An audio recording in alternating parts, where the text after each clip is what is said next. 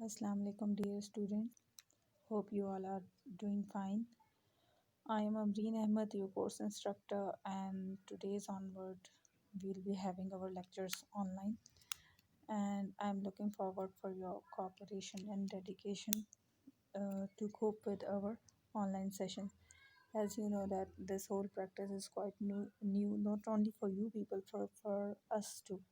So I'll be trying my best to put my input, and I'll be looking forward for your input too. So for the course of Intro to Literature, few of the lectures have already been delivered in the classroom, and today we'll be proceeding forward with another genre of poetry, that is dramatic monologue. So, this whole lecture will be including the meaning of the term monologue. What does it mean by dramatic monologue? And then I'll be defining, or I'll be explaining the definition of dramatic monologue as a genre of literature, or the type of poetry. And then we'll see its peculiar features or the characteristic which a dramatic monologue must have. And then we'll see certain examples too. So, coming to the meaning of the term monologue, in contrast to dialogue, uh, you must have come across to the word dialogue, which you must be knowing the meaning too. As you see, dialogue, conversation between two people. Di means two. Now, mono means one or single. Dialogue is when you are talking and somebody is listening, and then the listener is actually giving you the responses. Okay, verbal responses. Dialogue में क्या होता है, दो बंदे बात कर रहे हैं, और जब एक शख्स बात करता है तो दूसरा शख्स उसका वर्बल रिप्लाई देता है. ठीक है.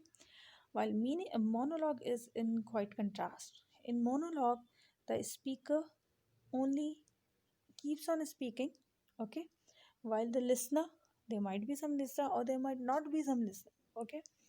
So what happens that there is no interruption from the listener, and speakers keep on speaking.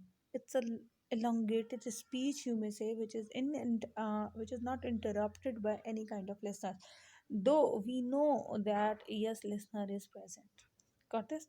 So monologue is a basically a speech by a single speaker, an individual speaker. Coming to the definition, or let's analyze it as a genre of poetry. It is a poem in a speech form by an individual character. Okay. Now, for example, poet takes a character, he creates a situation in a poem, and within that poem, that particular character is speaking, and he keeps on speaking without being interrupted by any other character. Okay. Now, before proceeding, let me tell you that monologues or dramatic monologues are not restricted to only poetry. They are also used in dramas and in novels too. Or even there are certain novels which are written in a form of dramatic monologue. We'll be discussing in the examples too. But when this very technique or this very form is employed in poetry, so that kind of poem we call dramatic monologue. Coming to its feature, three particular feature or three peculiar feature to monologues are: the very first is single speaker. We have discussed this point, that in a monologue there will be only one speaker. No other speaker will be allowed to speak or will be allowed to interrupt the speaker. The second is, another important thing is, there might be any listener, okay, and there might be no listener at all. The one who is speaking, he might be speaking to someone, or he is speaking to himself. It could be a self speech, okay, as a kind of soliloquy. You might have heard this term soliloquy, which we used in uh, drama. So we can make an analogy between dramatic monologue, and soliloquy. Soliloquy is also a speech which is not meant for any particular listener. But here we are not confirmed whether listener is here or listener is not there. Now, how will we come to know that whether the speaker is speaking or is conversating to some listener or there is no listener? All the clues will be given through the discourse of the poet or of the speaker himself. Speaker जब बोल रहा है ना तो वो जो कुछ भी बोल रहा है what ever the discourse is discourse मतलब उसका नैरेटिव उसका बयानी है वो क्या बात कर रहा है उसी जो कंटेंट ऑफ द स्पीच है ना the content of the speech will give you the clue about the listener who is the listener if there is any ठीक है तो लिसनर के बारे में हमें कैसे पता चलेगा वो जो हम स्पीच देखेंगे ना उस मोनोलॉग में जो स्पीकर बोल रहा है जब उसको एनालाइज करेंगे तो हमें लिसनर के बारे में भी कुछ ना कुछ जो है वो इंफॉर्मेशन मिलेगी if there is no listener or there is no mentioning of listener within the speech then we might deduce we may deduce that actually this monologue is meant for the reader कि ये जो monologue है इसका कोई listener नहीं है ये reader को जो है वो एड्रेस कर रहा है got this point so the first feature is single speaker without any interruption second is this speech which that speaker is giving is meant for an audience or a listener or it is also a possibility that there is no listener at all and that speech is not meant for anyone but rather it is meant either for the reader or it is a kind of self-expressing speech. The third very important point is the revelation of thought or character. That particular speech which is going on without any interruption. What is the basic need of that speech?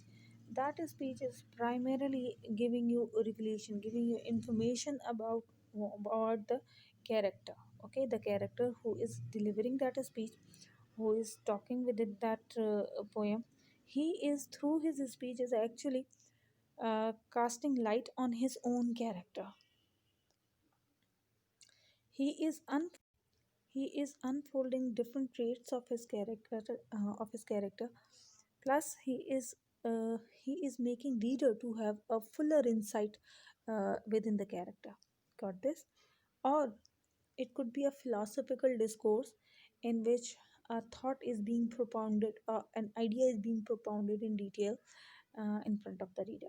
Basic उसका मकसद क्या होता है बेटा ये जब speech या वो पोयम लिखी जा रही होती है या रीडर रीड करता है तो रीडर को क्या पता चलता है उस कैरेक्टर के बारे में पता चला उसकी एवोल्यूशन हम देख रहे थे किस किस्म का कैरेक्टर उसका क्या टेम्परामेंट है and what kind of ideas he has so the basic purpose is actually the revelation of the character and the thought that character wants to project got this so there are three important features single speaker listener or no listener revelation of thought or character coming to the example of a dramatic monologue there is a very important poem by William Wordsworth, the poet of nature, Tintern Abbey.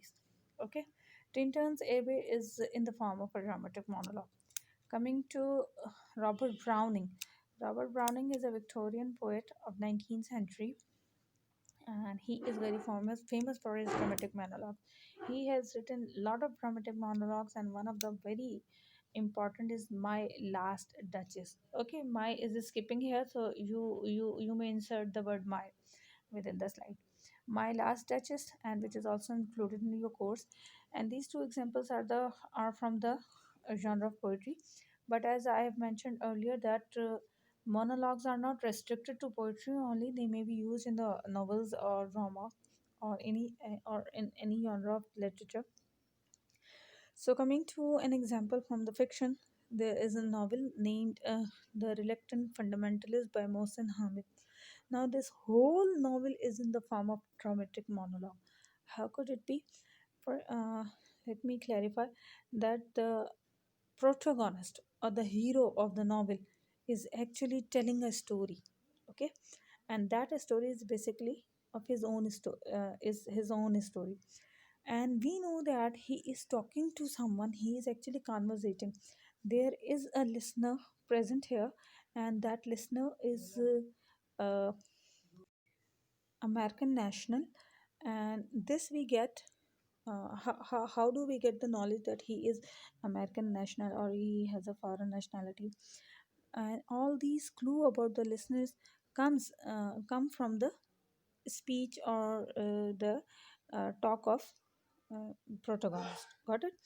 Within the whole novel, there is no interruption within the monologue of protagonist. The name of protagonist is, I think, Changiz. Okay, so this is all about dramatic monologue.